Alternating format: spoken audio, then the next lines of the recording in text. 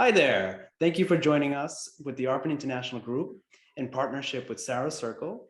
I'm Michael Hughes, and I'm today joined with Kathy Ragnar, the Executive Director at Sarah Circle. Kathy, thank you so much for joining us today. Oh, it's my pleasure. Thank you. Absolutely, absolutely. So, Kathy, can you tell us a little bit about Sarah Circle and what's the mission and what's the vision behind the endeavor? Well, sure. Well, Sarah Circle was started over 40 years ago with a very simple idea. Women that were homeless really had no place to go during the day. So if in homeless services, especially in Chicago in the US, was very much founded on a hot and cot principle. You got a hot meal and a cot at night, but then during the day, you had to leave typically a church basement. And so 40 years ago, some women in the uptown area where Sarah Circle was started saw the plight of women during the day. So where are you going to rest? Where are you going to get food? How are you going to go to the bathroom? I mean, all these questions that we don't even think about.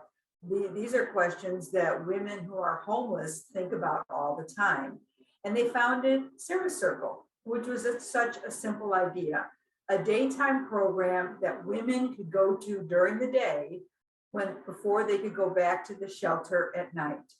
And Sarah Circle has stayed true to that mission of serving single women for over 40 years. And while we have grown from a simple daytime program to the agency that we are now, we're still focused on ending homelessness for women in Chicago.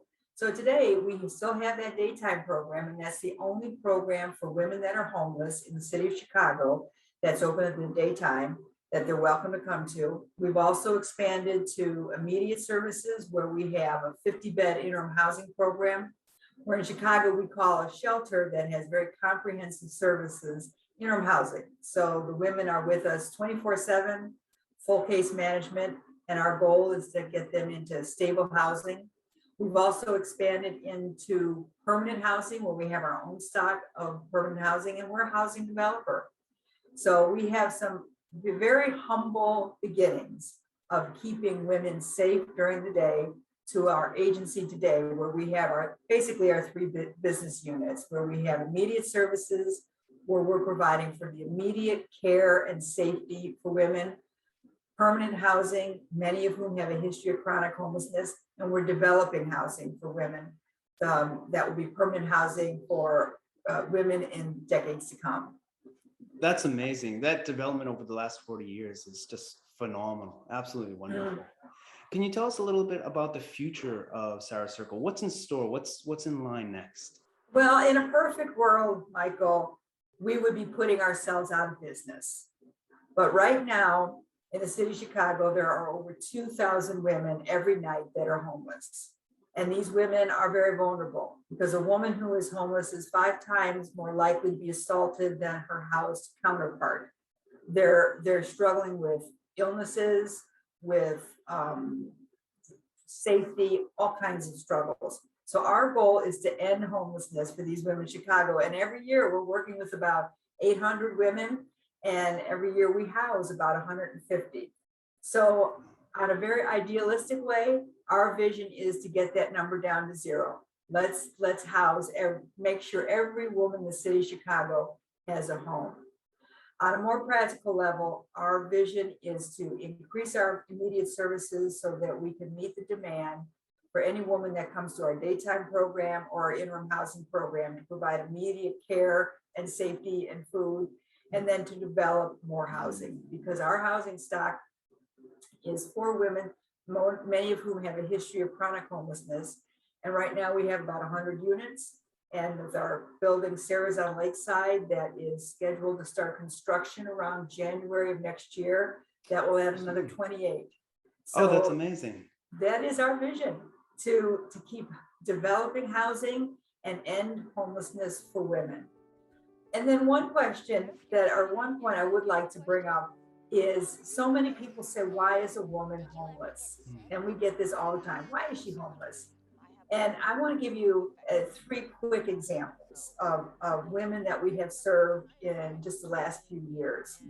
A woman, June, June, when she was a young girl, she loved art and she was pretty good at school. Loved art, but really good at school. But June had some issues with mental health, mental illness. When June's mother died very unexpectedly when she was 17, her only support was gone. And within a couple years, with the onset of schizophrenia, June became homeless. And then there's Aaron. Aaron was placed in the foster care system at age 6.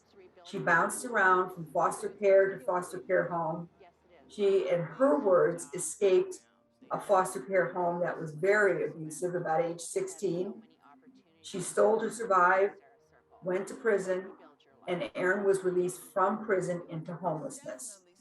And then Betty. Betty worked for decades as a pedicurist at a very high-end salon on Michigan Avenue. But with the onset of multiple sclerosis, Betty couldn't work. Without a job, she couldn't keep her apartment and became homeless.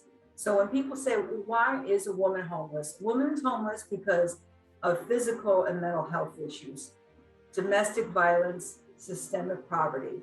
And that is why we have Sarah Circle, because we know the challenges of the women, why they're homeless, and we can work with them and end their homelessness, increase their self-sufficiency, and make sure they have a home to call their own. Well, thank you so much for allowing Arpin to be part of helping to do that, to help to bring a home to the homeless women in Chicago. It's such an honor to be part of this project and partner together with you. And I want to also thank our viewers as well for joining and supporting through your registrations to help Sarah Circle reach the community in Chicago. Thank you very much for viewing. I'm Michael Hughes with the Arpin International Group.